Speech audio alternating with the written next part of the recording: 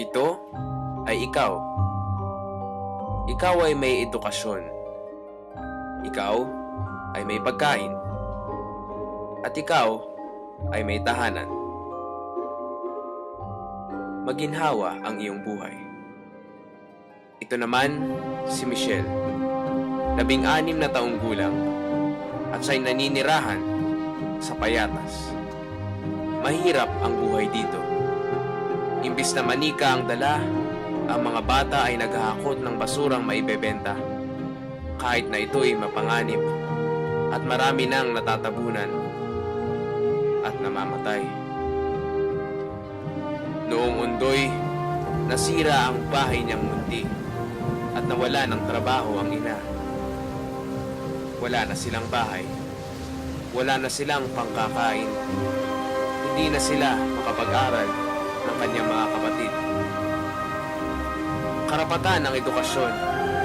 Ngunit sa mundo natin ngayon, 121 milyon ang di pumapasok sa isang dahilan, kahirapan.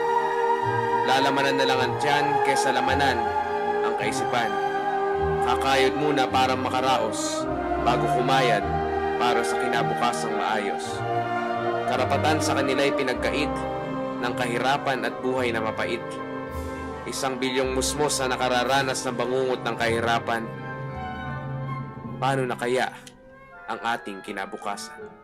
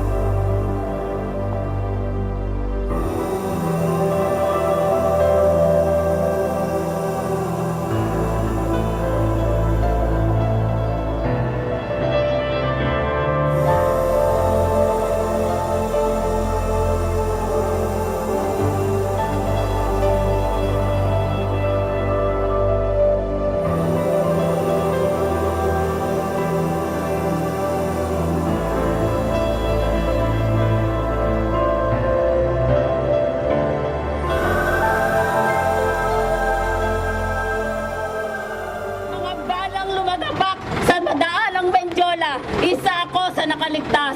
17 taong gulang ako noon, ngayon ay 43 na. Pero wala pa rin hustisyang nakakamit ang mga kasamahan nating magsasaka. Kagaya din ng nangyayari hanggang sa kasalukuyan, ang laban ng aking ina, ang laban ng aking mga magulang, hanggang sa ngayon, hindi pa rin napapamahagi ang lupa. Noon, ako'y anak. Ngayon, ako'y nanay. Noy, wala pa rin. Palpak ang iyong card. Katarungan sa biktima ng Menjola Massacre! Katarungan sa biktima ng Menjola Massacre!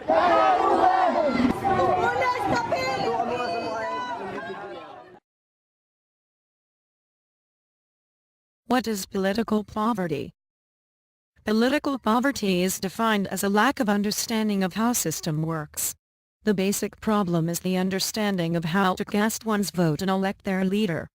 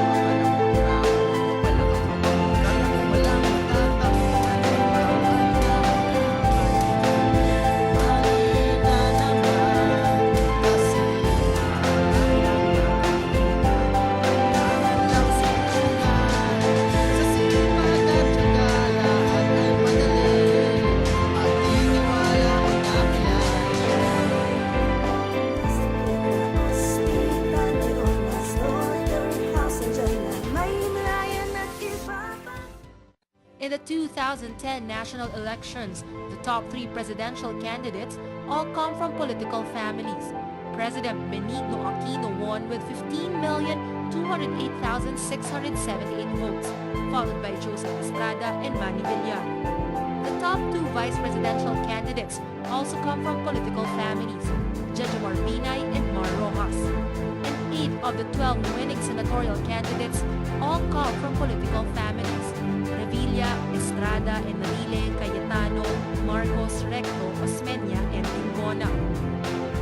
Casipe says the electorate's lack of maturity is a factor why dynasties persist.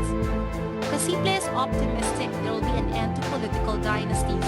He says a combination of the new generation of politicians and a more mature electorate may end it in the next 1 or 2 decades. He says not all political families are assured of a permanent hold on power. There are emerging giant slayers who are now being voted into office.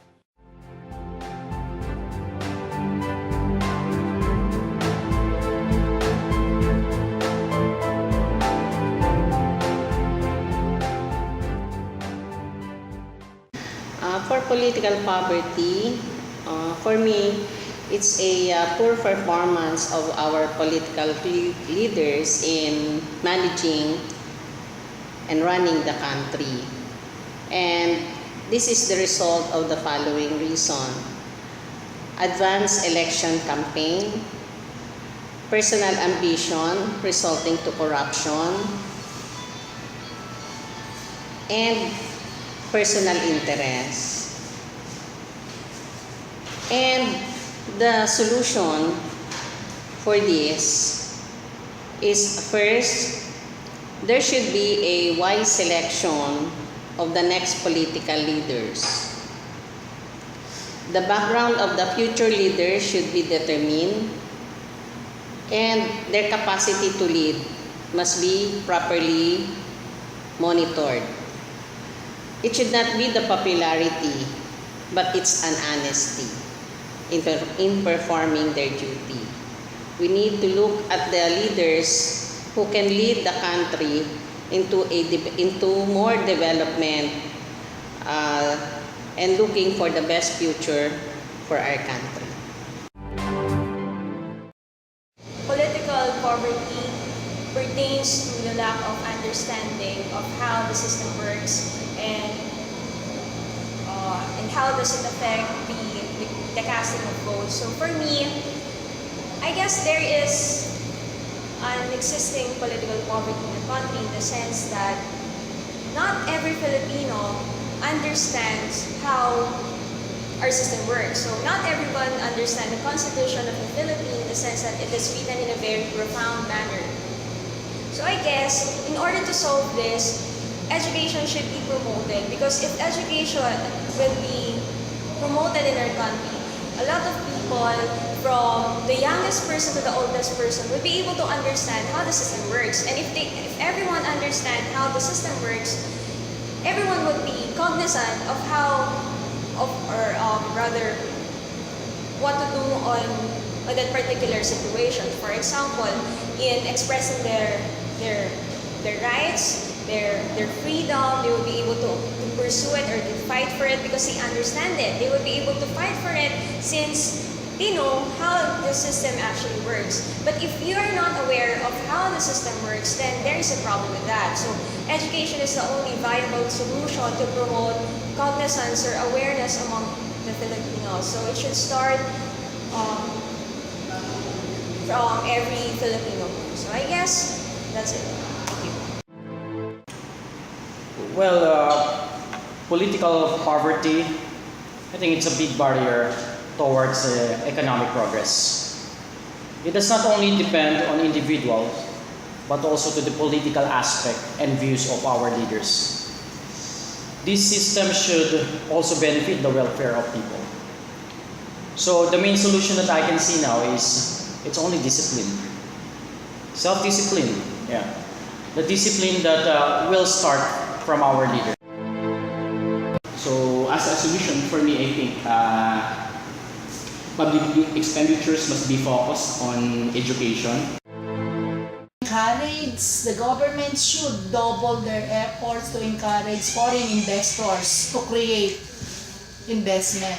Because if investment can be created, there will be more people that could have the opportunity to have jobs. And if they have jobs, andun na yung kasunod. They will have their income, they can sustain their needs, and if people have income, crimes will be lessened.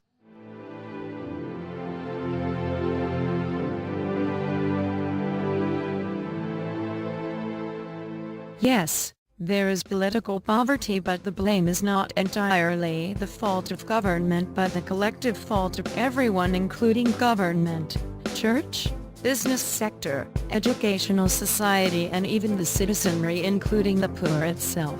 Not everything should be relied on the government. The government can only do so much for its people, but a clean and honest, incorruptible government can do a lot more of its people.